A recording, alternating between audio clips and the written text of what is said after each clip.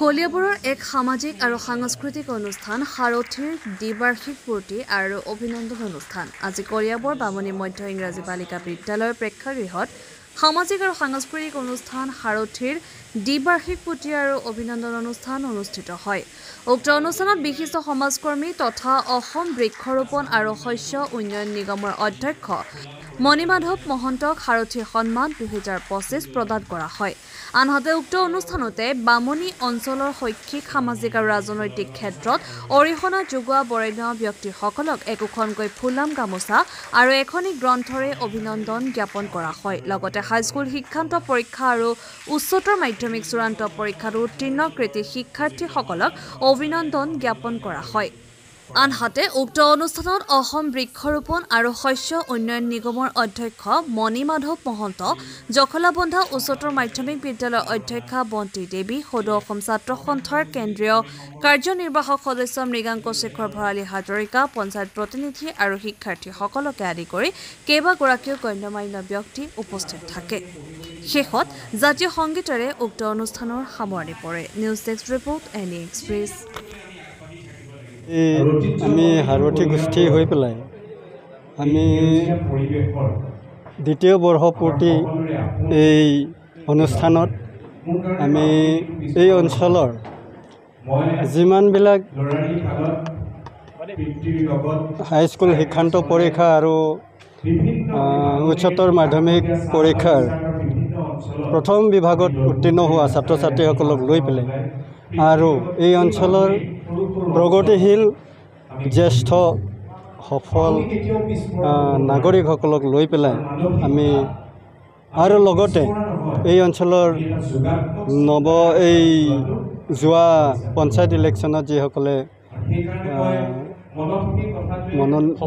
সফলতাৰে তেওঁলোকে জয়লাভ কৰিছে তেওঁলোককো আমি সামৰি পেলাই এইবাৰ আমি সম্বৰ্ধনা জনাবলৈ ল'লোঁ।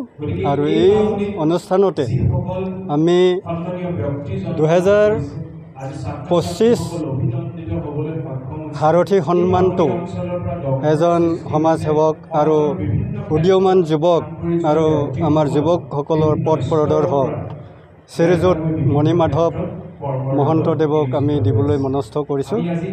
ইয়াতে আমি সকলোৱে একগোট হৈ পেলাই আমাৰ বিষয়ববীয়াসকল আমাৰ অঞ্চলৰ ৰাইজসকল সকলোৱে আমাৰ লগত সহযোগিতা কৰিছে আৰু আমি সমাজখনক আগুৱাই লৈ যোৱাৰ প্ৰয়াসেৰে আমি এইখিনি কাম হাতত লৈছোঁ আৰু ভৱিষ্যতেও আমি এই কামখিনি কৰি যাম বুলি এটা আশা ৰাখি আমি আপোনালোকৰ ওচৰত প্ৰতিশ্ৰুতি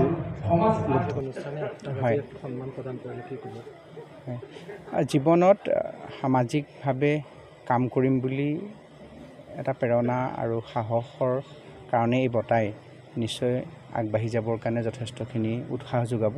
কিন্তু কেতিয়াও বঁটা বা এনেকুৱা সম্বৰ্ধনাৰ কাৰণে কেতিয়াও সামাজিক কাম কৰা নাই। এটা পবিত্ৰ আৰু সততাৰে থাকি ৰাজহুৱা কাম কৰিবলৈ চেষ্টা কৰি আহিছোঁ। এসময়ত ছাত্ৰ ছাত্ৰীসকলৰ লগত থাকি এতিয়া সামাজিকভাৱে সামগ্ৰিকভাৱে সকলোৰে কিবা এটা ভাল হওক, আমাৰ এই অঞ্চলটোৰ ভাল হওক, কলিয়াবৰৰ ভাল হওক, অসমৰ জাতীয় জীৱনৰ ভাল হওক, সেইকাৰণে সেই কাম কৰি আছোঁ আৰু আশা কৰিম আমাৰ ছাত্ৰ ছাত্ৰীসকলৰ সামগ্ৰিক উন্নতিয়ে আমাৰ সমাজখনক যথেষ্ট আগবঢ়াই লৈ যাব। কাৰণ সমাজখনৰ যিবিলাক সমস্যা আমাৰ মাজত আহি পৰিছে, নতুন প্ৰজন্মৰ মাজত কেতিয়াবা আমি খুব ভাল সপোনো দেখিছোঁ আৰু কেতিয়াবা আশাহতও হৈছোঁ। কিন্তু আমি সদায় ভাল সপোনেই দেখোঁ যাতে তেওঁলোকে আগবাঢ়ি গৈ সমাজখন জিলিকাই ৰাখক, আকাশ চুব পৰা হওক। আৰু বামুণীৰ দৰে এটা অঞ্চলৰ পৰা সাৰথীয়ে সামাজিকভাৱে ইয়াত সকলো জাতি জনগোষ্ঠীৰ ধৰ্মাৱলম্বীৰ আমাৰ বৃহত্তৰ অসমীয়া সমাজখনক একত্ৰিত কৰিছে। মোৰ সেইটোৱে ভাল লাগিছে আৰু সাৰথীলৈ বহুত বহুত শুভেচ্ছা জনালোঁ। সাৰথীৰ আমি এগৰাকী সদায় সহযোগী হৈ থাকিম।